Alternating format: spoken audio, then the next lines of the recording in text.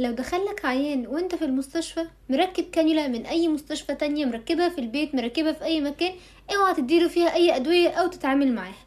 لازم تشيل الكانيولا دي فورا. طب لو العيان رفض هعمل ايه؟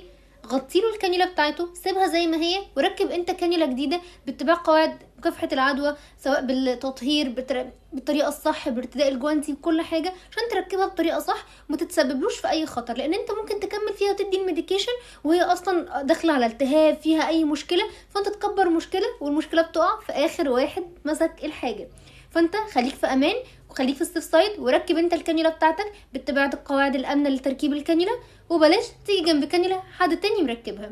حتى لو انت دلوقتي شغال في المستشفى وطلع لك عيان من الطوارئ مركب الكانيولا عندك اوكي في الطوارئ، وطلع لك العنايه، برضو تغير الكانيولا، لان الطوارئ قسم حرج، يعني دخول وطلوع بسرعه، عايزين يعملوا كل حاجه بسرعه، فممكن ما تكونش اتركبت بالتعليمات الصح. فانت لازم ما يطلع فوق تشيلها وتركب كانيولا بالطريقه الصح وبكل تعليمات مكافحه العدوى. لو استفدت من الفيديو لايك وشير وسبسكرايب لقناتي على اليوتيوب. لو اول مره تشوفني على التيك توك زائد اللي جنب الفيديو خلي قلب اللون احمر، وكمان قاعده نشر.